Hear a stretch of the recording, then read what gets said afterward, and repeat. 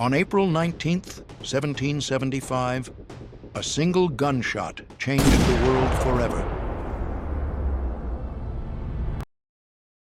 Before sunrise, the world was still quiet. The streets of Boston slept beneath a cold spring fog. No one knew that within a few hours, America would begin its fight for independence. No declarations, no presidents, no United States yet, just fear, tension, and thousands of angry colonists who believed the British Empire had pushed them too far. That morning, over 700 British soldiers marched into the Massachusetts countryside on a secret mission.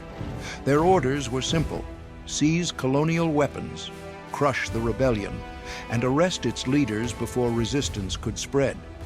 British commanders believed the mission would end quickly. Instead, it started a war that changed human history forever. To understand why this happened, you have to understand Boston in 1775. The city was boiling with anger. For years, the British government had placed heavy taxes on the American colonies. The colonists were furious. They had no representatives in British Parliament, yet Britain continued demanding money. Taxation without representation. That phrase spread across the colonies like fire. Tensions exploded after events like the Boston Massacre, where British soldiers shot civilians in the streets. Then came the Boston Tea Party. Colonists dumped British tea into the harbor in protest. Britain answered with punishment. The harbor was shut down. British troops flooded Boston. The city became occupied territory, and by 1775, many people believed war was unavoidable. British General Thomas Gage knew rebellion was growing. Colonial militias had been secretly storing muskets, gunpowder, and cannons in nearby towns, especially in Concord, Massachusetts.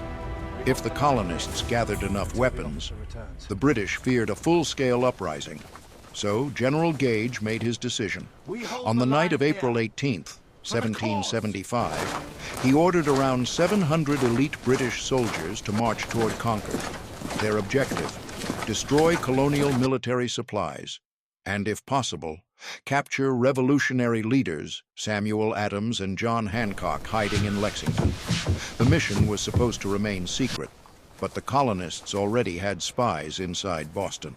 The moment the British began moving, the alarm spread through the city.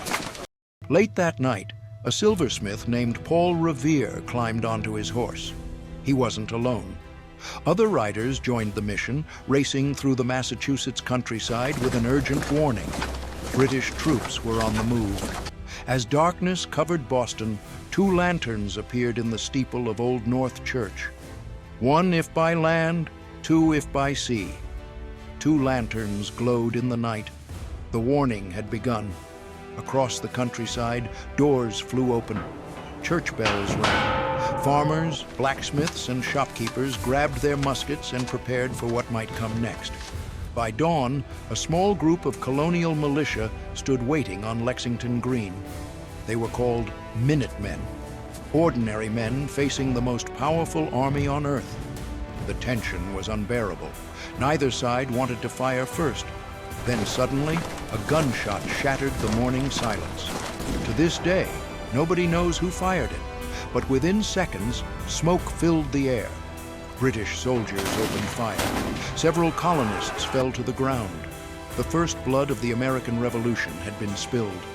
The British continued toward Concord, but the countryside was now awake. Militia fighters gathered behind trees, stone walls, and fences. When the British finally began their march back to Boston, they were attacked from every direction. What started as a secret mission had become a war, and from that single mysterious shot, a revolution was born.